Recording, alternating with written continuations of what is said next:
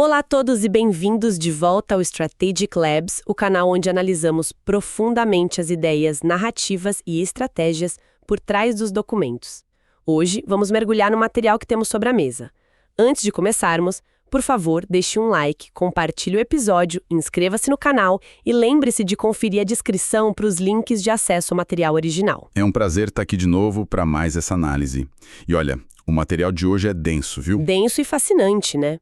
A gente vai falar sobre o livro The Silent Empire, publicado agora em 2026 pelo Edward H. Whitmore. O subtítulo, traduzindo livremente, é tipo Precisão, Influência e o Poder de Inteligência que molda eventos globais. Exato. E eu acho crucial a gente já alinhar as expectativas de quem nos ouve desde agora. Porque, sabe, a cultura pop condicionou muito a nossa visão da espionagem. O pessoal já pensa logo no James Bond. Pois é. Perseguições de carro pela Europa, helicópteros, explosões cinematográficas. Mas o Whitmore entra justamente para desconstruir essa ilusão. O império silencioso que ele descreve opera exatamente na direção oposta. Totalmente no escuro. Isso. A premissa dele é que o poder real é exercido na mais absoluta quietude. É aquela ideia de que o sussurro mais suave, no momento certo, altera a história global muito mais do que o barulho de uma frota inteira. Certo, vamos desempacotar isso, porque a tese central dele me chamou muita atenção. Ele diz que a doutrina britânica se baseia na ideia de que a precisão supera o poder. E, assim, para quem nos acompanha, imagina a diferença entre a KGB ou a inteligência americana na Guerra Fria e os britânicos. É uma diferença brutal de método. Sim, enquanto outras potências agiam como marretas, sabe? Inundando o campo com números massivos, fazendo aquele barulho ensurdecedor, a inteligência britânica joga xadrez. Uma analogia perfeita. Eles fazem um único movimento silencioso que desencadeia uma cascata gigantesca de eventos e ninguém nunca percebe quem tocou na peça inicial. E se conectarmos isso ao panorama geral, a gente percebe que não é apenas uma escolha tática conveniente. É, na verdade, uma profunda crença cultural deles. Como assim, cultural? Vem de onde? Vem direto da era do Império Britânico. Imagina administrar territórios vastos espalhados pela Índia, África, Caribe, sendo apenas uma ilha no Atlântico Norte. A força bruta quebra se você tentar usar em todo lugar ao mesmo tempo. Ah, entendi. Faltaria exército para tanta colônia. Exatamente. Então a inteligência não era só força militar. Era gerenciar através de muito conhecimento local, de informantes, eles exerciam uma influência muito sutil. E o que o Whitmore defende é que essa rede imperial simplesmente se transformou na moderna rede de inteligência global. Eles trocaram o domínio territorial pela influência invisível. Perfeito, é isso mesmo. O poder exercido de forma silenciosa é muito mais duradouro e não gera aquele ciclo de retaliações. Mas, olha, lendo o material, tem uma transição aí que me deixou bem intrigada. Porque operar com essa precisão toda, mapeando cultura e plantando informante, exige paciência, exige muito tempo. E tempo é um luxo que a espionagem quase nunca tem. Pois é. Como é que essa filosofia opera na prática quando o tempo é o maior inimigo? Isso nos leva ao conceito mais tenso do livro, na minha opinião, que são as manobras de pré-autorização. Nossa, essa parte é de roer as unhas. É aí que a gente entra na famosa zona de limbo. Explica um pouco melhor essa zona para nossa audiência. Basicamente, a inteligência britânica entende que agir no escuro é uma necessidade de sobrevivência. Se os agentes de campo forem esperar pela burocracia do Estado, pelos comitês de políticos para liberar uma operação de contra-terrorismo... O ataque já aconteceu, né? Já. O alvo já foi embora. Então eles iniciam as operações, montam redes de vigilância inteiras, alugam apartamentos perto de embaixadas hostis em Istambul ou Londres, tudo isso antes da autorização oficial chegar. Aqui é onde a coisa fica realmente interessante, para não dizer assustadora. Eu lendo isso, fiquei pensando, isso não soa como agentes agindo por conta própria, tipo um bando de heróis rebeldes correndo o risco de iniciar um incidente diplomático ou uma guerra, porque eles estão agindo sem o sinal verde do governo. O que é fascinante aqui é que parece insubordinação, mas não é. Não é improviso irresponsável. Como eles garantem isso? Existe toda uma rede de segurança de contingências pré-estabelecidas. É um sistema altamente sofisticado de delegação de autoridade baseado em uma confiança institucional profunda. Os agentes sabem exatamente até onde podem avançar na escuridão. E se político disser não, no final das contas? Se o sinal verde não vier, eles recuam instantaneamente. Eles montam estruturas de fachada que podem evaporar da noite para o dia sem deixar rastro. Tudo desenhado para manter o que eles chamam de negação plausível. O Estado sempre pode negar que esteve lá. Caramba! É muita confiança no sistema. Mas se a teoria exige essa confiança absurda, o Whitmore mostra que a história forneceu o laboratório para testar isso na prática, né? Sob extrema pressão. Sem dúvida. E o maior exemplo disso foi a Segunda Guerra Mundial. O caso da máquina Enigma em Bletchley Park, eu fiquei fascinada revendo isso no livro. Todo mundo conhece a história da quebra do código matemático, o sucesso do programa Ultra. Mas o sucesso britânico não foi só quebrar a Enigma. Foi a precisão brutal e fria sobre como usar informação descriptografada. A disciplina de escolher não agir. Exato.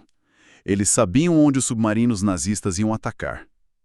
Mas se eles salvassem todos os navios britânicos toda vez, os alemães iam perceber que o código tinha sido quebrado em questão de dias. É uma analogia que eu gosto de fazer com o pôquer. É tipo estar jogando pôquer sabendo as cartas do oponente por causa de um espelho atrás dele. Você não pode ganhar todas as mãos, senão ele descobre o espelho e vai embora. Boa analogia. Você tem que escolher perder umas rodadas de propósito, tomar um prejuízo nas fichas, só para manter o segredo de que você vê o jogo dele. Só que no caso deles, as fichas eram vidas humanas, sabe? Foi uma escolha muito dura. E essa mesma lógica de precisão também ditou a Operação Fortitude no dia D. Ah, o exército fantasma do General Patton. Isso. Eles não apenas mentiram sobre invadir Calais, e em vez da Normandia, eles criaram uma ilusão tão perfeita, com tanques de borracha inflável e falsas transmissões de rádio, que os próprios analistas alemães montaram quebra-cabeça e acreditaram na mentira sozinhos. Eles mudaram o curso da guerra através da desinformação pura. E avançando um pouco no tempo, o livro mapeia a evolução dessas táticas muito bem. Na Guerra Fria, por exemplo, a abordagem continuou silenciosa. Sim. Contra os soviéticos, o jogo foi a manipulação psicológica sutil.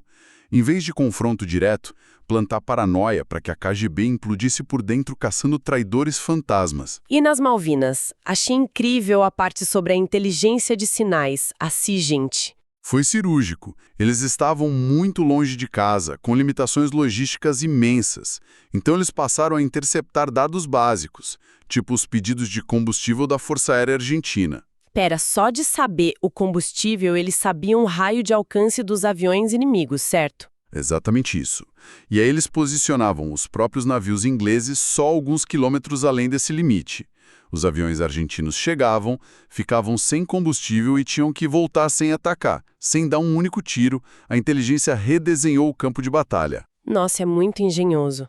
Mas tem um conflito mais crítico e delicado que o livro aborda, que é a Irlanda do Norte. Porque agir num cenário internacional é uma coisa, mas na Irlanda do Norte eles estavam lidando com insurgência doméstica, tipo IRA. E repressão bruta ali causaria uma catástrofe. Seria o fim da estabilidade. O Whitman argumenta que prisões em massa e militares na rua só criariam mártires e mais recrutas para o IRA. Então a inteligência britânica optou pelo uso cirúrgico de informantes. Uma vigilância doméstica totalmente invisível. Eles priorizaram a estabilidade da comunidade ao longo prazo. Recrutavam figuras-chave dentro do grupo rival usando chantagem sutil ou acordos, desgastando a insurgência de dentro para fora. E para operar tudo isso em escala global, a gente não pode esquecer da camuflagem diplomática. As embaixadas são fundamentais nessa rede, né? São centros nervosos. A gente pensa no diplomata servindo champanhe em festa, mas na verdade ele pode ser um oficial de inteligência.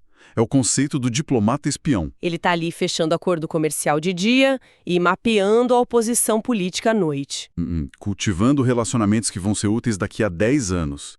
E para multiplicar esse poder todo, eles contam com o Five Eyes, a aliança de inteligência com os Estados Unidos, Canadá, Austrália e Nova Zelândia. Onde os americanos entram com a força bruta de coleta de dados e os britânicos entram com o filtro fino da análise humana, certo? É a simbiose perfeita.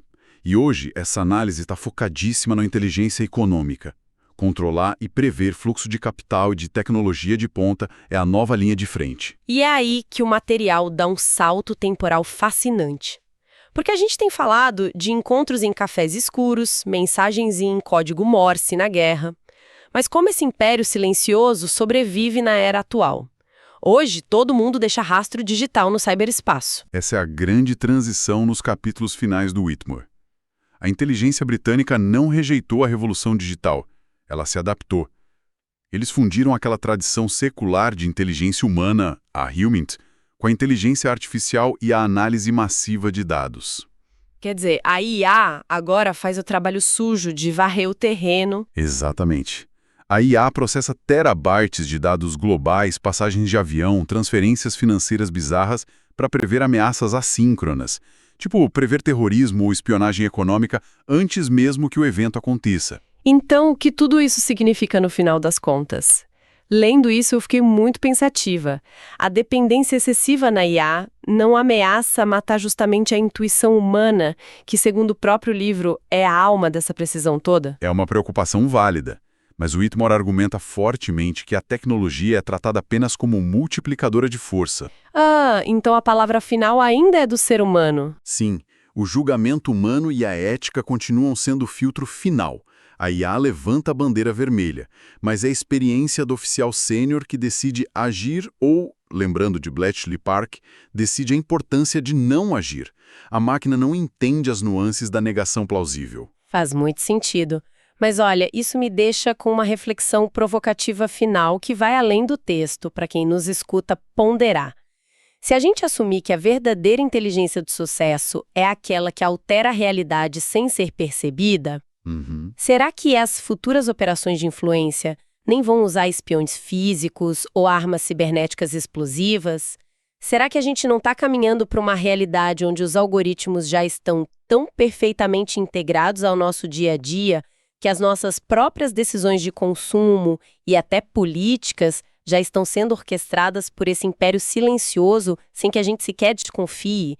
O campo de batalha virou a mente humana, né? É um pensamento que incomoda, mas é incrivelmente coerente com a doutrina que a gente analisou hoje. Resumindo a obra do Whitmore, o que fica claro é isso. No mundo que está cada vez mais obcecado por volume, barulho e espetáculo nas redes, a verdadeira eficácia continua residindo na discrição. Na paciência, né? Na paciência, no planejamento de longo prazo e na capacidade de golpear com precisão exatamente no momento certo, e nunca antes. Chegamos ao fim desta análise. Se este episódio agregou valor ao seu dia, por favor, deixe um like, compartilhe e inscreva-se no Strategic Labs para que possamos continuar desconstruindo narrativas. Lembre-se de conferir a descrição do vídeo. Nos vemos na próxima análise.